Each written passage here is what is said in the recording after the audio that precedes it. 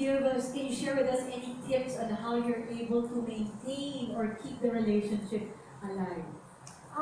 I think finding your one true love is a continuous process.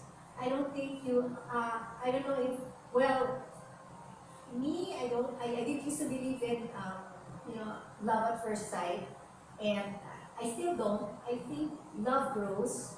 Love, if I judge my husband from the first sight, baka hindi ko siya binigyan ng second date. Diba? He's not bad looking. Magaling Sure yung siya. napili mo. Sure siya. Very good, very good. Napakasawa ko. Yeah. What I'm saying is, you need to get to know a person to love a person. Eh.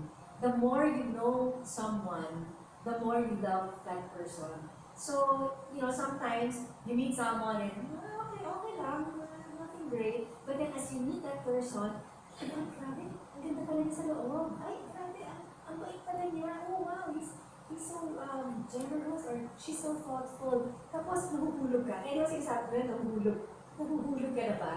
Diba? Because as you get to know a person, then you realize, wow, this person can be a lifetime partner. And the more you get to know that person, yeah, wow, then later you find yourself, yeah, this is the kind of person I want to spend the rest of my life with. So I think it's something, it's growth every day. And then, of course, when you're married already, the hard work doesn't stop. I think it just gets harder because it takes hard work to make a good marriage. And like I always say, Bo Sanchez has a fantastic marriage, but he really works hard at it. And then some people will say, grabe naman, napaka-demanding naman, dami kong kailangan gawin para maging masaya yung marriage ko. But yeah, you need to do it. You need to have a happy marriage. It doesn't just happen. Happy marriages don't just happen. That couple both have to work towards it. Beautiful. Thank you so much. So, I think that's it for my questions for Ms. Risa. Can we give her a round of applause? We'll go back to Ms. Risa later and give any questions for her. Na-inspire ba kayo? Mga single people in the house? Okay, yes. Our next speaker is inspired. That's why I brought this up with you already. So, Miss Marge, or Miss, I'd like to call you Marge na lang, no? So, si Miss Marge, my first question for you. In your book, you highlighted the importance of loving and healing yourself first in order to love other people best. So, what were the experiences that you had that helped strengthen this thinking? I guess from childhood kasi, I learned, I didn't know how to love myself because I came from a broken family and I felt broken too. But as a result of that, I felt very insecure or I felt unwanted or unloved. So I did not know, but for some people kasi it comes naturally, loving themselves. But me, I did not parang really feel it or experience it. That's why I did not know how it was.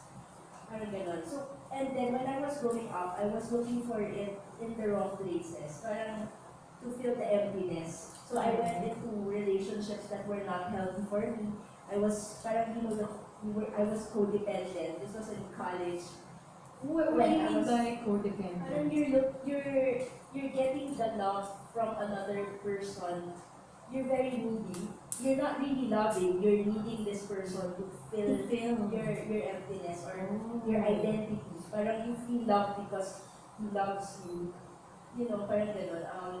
You feel like you find your worth because this person loves you. And then, it completes you. Jerry Maguire lang talaga ang big. And then what did you realize from that? Because now you're single. Yes. Single. So you said that during those times you were finding people or guys who would love you to fill that void or that gap. So what made you realize that that wasn't the right situation or right relationship? Because this relationships will start out well, but in the end, I would feel more broken inside because I feel clingy or needy or jealous without any reason. So it was not very healthy. It was not life-giving. Parang it did not bring out the best in me. I was always parang, worried or anxious, things like that, those negative thoughts. It did not parang helped me as a person grow.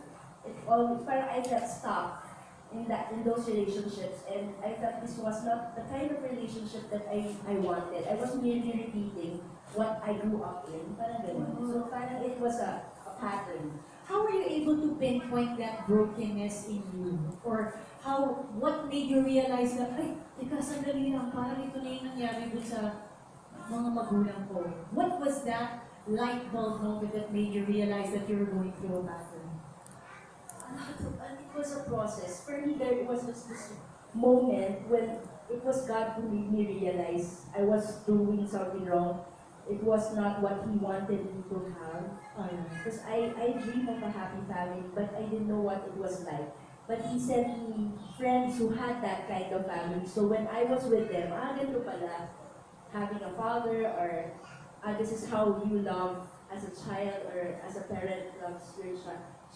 I dream of that, having that for myself. And having those relationships, I knew, God feel inside your soul that it was not healthy. And from those broken relationships, one time I was so broken-hearted. I didn't know if I was ever going to get well. Parang ganun. Parang You felt broken-hearted. Sinali ka ng experience ng broken-heartedness? Para sa kamay? Yeah, physically. Ako, Yeah. aminin ko yan, di ba? You didn't want to wake up, you feel depressed. Yeah. Oh, karelate ka din. Pwede, ikulong mo na lang sarili mo sa bedroom the whole day and feel guilty, you know? Super sad na, Yeah. at yung iba, parang nakakatulog ko, pero at that time, you feel na parang it was rock bottom, like, it's parang you don't want to live or something. Parang you feel lost, and then more broken. More broken and more empty. So, during those times na, hindi ko natatay ko na beses ka na heartbroken. But we all agree, during the times when our heart became broken, medyo rock bottom na talaga yung tinatawag. So what helped you mend that state of being in rock bottom, or mend that state of brokenness? How were you able to rise up and move forward? I just remember, Sige na yan, patuloy mo yung question. How? Yes, I shared it in the book, in the first chapter. There was this moment I was talagang nagdadrama na sa floor. Sample. Lupas na yung actor, ano? Tapos meron sa review na clue yung musical, South 84. And how long he said, he sang. And how long he was so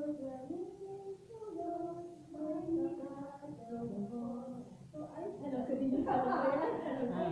let God sing that song for me. Because I feel that's how He communicates with me, through songs or through books. Alright. And then I felt, I don't know how to say it, it's grace. Na, Marge, you don't have to be like that. Parang I am here. And I felt the love of God in my heart. I felt God loved me that moment. So He introduced Himself to me as my Father. And that began my healing. I started reading the Bible. And then one of the very first verses that struck me, that gave me, that parang God taught me how to love myself, I would say that. He said first, be transformed by the renewing of your mind. So He changed the way I think by filling my mind with the truth that He sees in me. So those were parang I immersed myself in those words na in the Bible says you are wonderfully made. You are made in my image and likeness. And God makes masterpieces, not trash, you know. And parang He changed my mind by changing the way I thought. It changed me also. I began to hope and to really love myself and see myself the way God sees me, which is the truth. Because for a long time, I believed the lies that I heard na you're not good enough, you're not valuable, you're not worthy. That those are garbage. Yeah, those are garbage. You know, it's interesting, Marge, that you mentioned that because you're not worthy or wala kang kwenta, sometimes people would hear that when they're growing up. from their family, their relatives, their parents, sometimes that negative self-thought nanggagaling mismo dun sa tao. Posible, di ba? Sa'yo ba, did you hear people say you're not worthy or was something you thought of na ikaw, you personally judged yourself? There were moments, yes, but parang I built on what was I heard kasi parang there was verbal abuse during when I was growing up. But parang I meditated on it, which is the opposite of positive, negative thinking.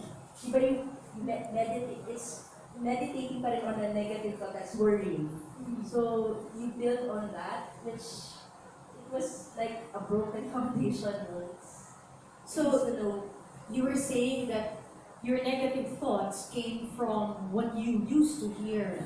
Would you also have any tips for parents? There are parents in the house? Parents? Sino mga parents yan? So for the parents in the house, what is it that you can share with them to help make sure that they don't pass these negative thoughts or beliefs to the children? Meron ka bang maipapayo? Meron kang realize about it?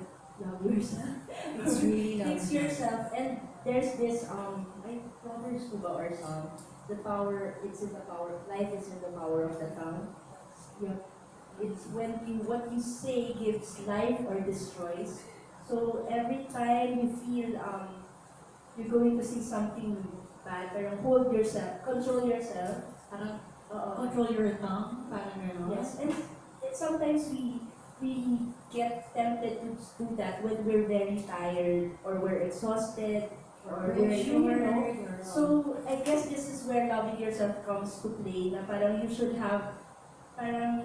take care of yourself so you don't have to be at that point. Get to that point, get to that point when you're pushed to your limits and you just burst and say Burst things out. that you do not mean, that hurt the child. But in parenting naman po, parang iba, you don't have a workbook on that. But the Bible is the workbook.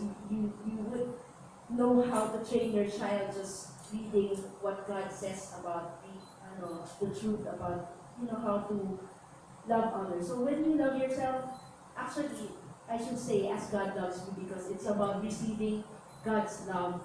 And then, because you know how to love yourself the way God does, you receive that love, you know how to give that kind of love to your children. Beautiful. Marge, my last question for you. How were you able to distinguish love coming from God versus love coming from a relationship, like a boyfriend? Nakita mo, na-feel mo yung difference? Opo, parang, when I Talagang opo, no? Sige po, Okay po. Thank you po. Stress. Napo. Sige, so Marge, what? Kasi di ba you were in relationships, you had boyfriends. So, paano mo na-distinguish yung minamahal ka ng isang Diyos versus minamahal ka ng isang boyfriend na walang kwenta na joke lang, ng isang guy? Thanks for that beautiful question. Yes. For me, having a relationship with God is foundational. I know God loves me because I know it's unconditional. Every time, I'm not perfect. It's a continuous process of growth and learning to, love yourself, be truly who you are. Sometimes I still fail. I still give in to worries. If you Yes. won't feel, that's okay. But God is always there to offer that forgiveness. Parang you just have to go and ask forgiveness. He still loves me no matter what, whether I fail or not. That unconditional love helps me to be myself, be better. To be yourself and to be better. Wow, So thank you that's so the much. kind of love that you want. The kind of love din na parang when you get to a relationship for married people, for single, na parang this is what the kind of love God wants between us. To love yourself as love your